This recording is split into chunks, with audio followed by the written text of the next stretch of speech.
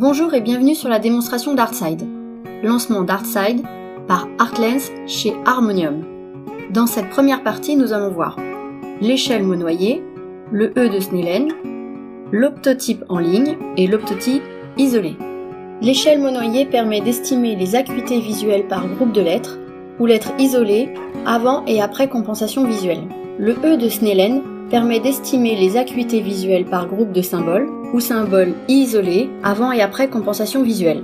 Pour l'échelle monoyée et le E de Snellen, le changement de lettres en aléatoire se fait avec le clic gauche. L'activation et la désactivation du mode occultation se fait avec le clic droit. Le changement d'acuité et le déplacement en mode occultation se fait avec la molette de la souris. Le test rouge-vert sur l'échelle monoyée et le E de Snellen permet la vérification finale des compensations sphéro-cylindriques en monoculaire.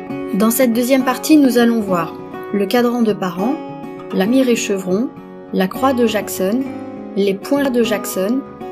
Le cadran de Parent permet la mise en évidence de l'astigmatisme. L'illumination des directions se fait avec le clic gauche. L'illumination de deux directions perpendiculaires se fait avec le clic droit. Et le déplacement des directions illuminées se fait avec la molette de la souris. La croix de Jackson permet de déterminer l'axe et le cylindre compensateur à l'aide du cylindre croisé. La mire et chevron permettent la reconnaissance des focales et mesure du cylindre compensateur. Le changement d'axe se fait avec la molette de la souris. Les points de Jackson permettent de déterminer l'axe et le cylindre compensateur à l'aide du cylindre croisé.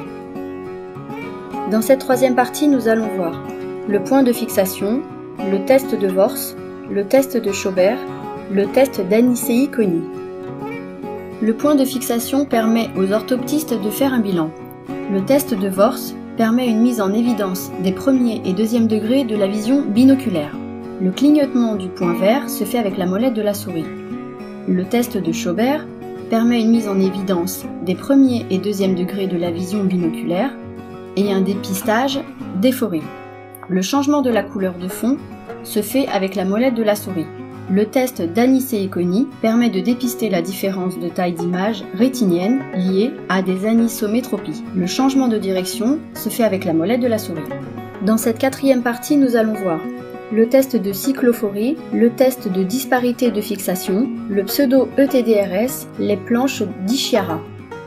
Le test de cyclophorie permet une mise en évidence des torsions subjectives. La sélection verticale se fait avec le clic gauche. La sélection horizontale se fait avec le clic droit. Et le déplacement de l'axe sélectionné se fait avec la molette de la souris. Le test de disparité de fixation permet une mise en évidence des angles de déviation résiduelle lors d'une fixation. Le changement de direction se fait avec la molette de la souris. Le pseudo-ETDRS, LG1, LG2, LG3 permet d'estimer une acuité visuelle logarithmique à 4 mètres et 1 mètre avec variation des contrastes. Survolez une lettre avec le curseur de votre souris afin de connaître son acuité. Le changement de saturation se fait avec la molette de la souris. Le test d'Ishihara permet de dépister des anomalies de la vision des couleurs.